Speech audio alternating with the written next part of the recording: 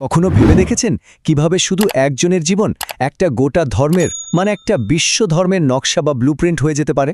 হ্যাঁ, আজ আমরা ঠিক এই বিষয়টা নিয়েই কথা বলবো। আমরা দেখব নবী ইসমাইল আলাইহিস সালামের জীবনকে, যার প্রত্যেকটা পদক্ষেপ, প্রত্যেকটা ঘটনা ইসলামের মূল ভিত্তিগুলোকে গড়ে তুলেছে। আর এই প্রশ্নটা নিয়েই কিন্তু আমাদের আজকের এই আলোচনা, কিভাবে একজন মানুষের ত্যাগ, তার বিশ্বাস হাজার হাজার বছর পরেও কোটি কোটি মানুষের জন্য একটা পথপ্রদর্শক হয়ে থাকে। চলুন এই ব্যাপারটা একটু ভালোভাবে বোঝার চেষ্টা করি। তো নবী ইসমাইলের পুরো জীবনটা যদি বুঝতে হয়, তাহলে আমাদের শুরু করতে হবে শুধু একটা শব্দ দিয়ে, আর সেই শব্দটা হলো ইসলাম। কারণটা খুব সহজ, তার জীবনের সবচেয়ে গুরুত্বপূর্ণ, সবচেয়ে নাটকীয় মুহূর্তটাই ছিল এই শব্দটার এক জীবন্ত উদাহরণ। ইসলাম হল আত্মসমর্পণ, সোজা কথায় সৃষ্টিকর্তার ইচ্ছার কাছে নিজেকে পুরোপুরি সঁপে দেওয়া। আর ঠিক এই একটা ধারণাই কিন্তু নবী ইসমাইলের জীবনের সমস্ত অবিশ্বাস্য ঘটনার পেছনের শক্তি। বলা যায় এটাই আসল চাবিকাঠি। একবার শুধু কল্পনা করার চেষ্টা করুন সেই মুহূর্তটা। একজন বাবা তার মাত্র 14 বছরের প্রিয় সন্তানকে বলছেন যে আল্লাহর আদেশে তাকে কোরবানি করতে হবে। ভাবা যায়? এটা কিন্তু শুধু একটা সাধারণ পরীক্ষা ছিল না, এটা ছিল বিশ্বাস আর ভালোবাসার এক চরম পরীক্ষা। আর সেই পরিস্থিতিতে নবী ইসমাইলের উত্তরটা কি ছিল দেখুন। তার উত্তরে কোনো ভয় ছিল না, কোনো প্রশ্নও ছিল না, ছিল শুধু একদম স্থির বিশ্বাস আর ধৈর্য। তার মুখের এই কথাগুলোই যেন ইসলাম বা আত্মসমর্পণের সবচেয়ে বড় উদাহরণ হয়ে আছে।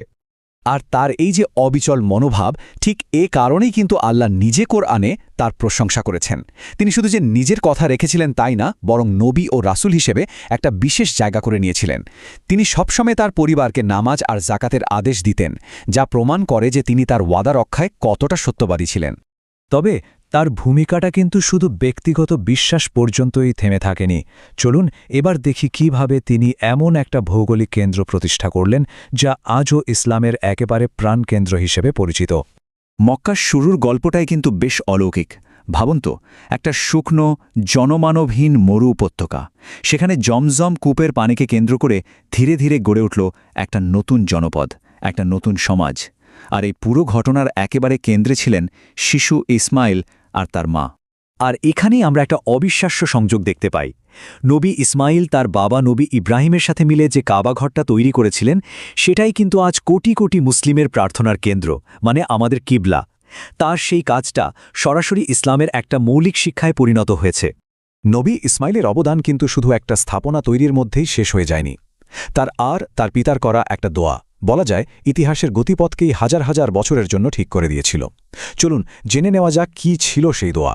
কাবা ঘরটা যখন তারা তৈরি করছিলেন, তখন আল্লাহর কাছে 3টা বিশেষ দোয়া করেছিলেন।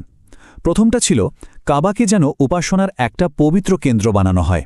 দ্বিতীয়টা ছিল এই মক্কা শহরকে যেন প্রাচুর্য আর নিরাপত্তা দেওয়া হয়।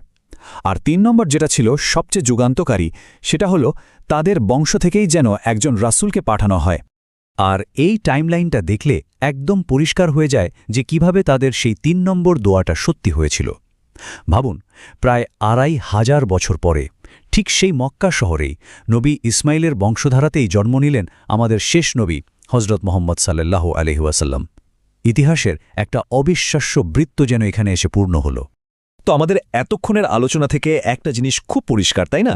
নবী ইসমাইলের জীবনটা শুধু একটা ঐতিহাসিক ঘটনা না, বরং এটা ইসলামের ভেতরে একটা জীবন্ত ঐতিহ্য, একটা জীবন্ত উত্তরাধিকার। তার গুরুত্ব ঠিক কতটা সেটা বোঝার জন্য কোরআনের দিকে তাকালেই চলে। 9টা আলাদা আলাদা সূরায় মোট 25 বার তার নাম উল্লেখ করা হয়েছে। এই সংখ্যাটাই কিন্তু বলে দেয় যে তার প্রভাব কতটা গভীর আর স্থায়ী। তাহলে সব মিলিয়ে আমরা কি দেখতে পাচ্ছি? নবী ইসমাইলের জীবনটা কোনো বিচ্ছিন্ন ঘটনা ছিল না। তার সেই আত্মসমর্পণ ইসলাম শব্দের আসল অর্থটা আমাদের শিখিয়েছে। তার হাতে তৈরি কাবা আমাদের প্রার্থনার দিক ঠিক করে দিয়েছে। তার বংশধারা থেকে এসেছেন ইসলামের শেষ নবী, আর তার জীবন মক্কাকে বানিয়েছে এই বিশ্বাসের আধ্যাত্মিক কেন্দ্র। সবকিছু মিলে যেন বিশ্বাসের একটা নিখুঁত নীল নকশা তৈরি হয়েছে। শেষ করার আগে চলুন একটা প্রশ্ন নিয়ে ভাবা যাক।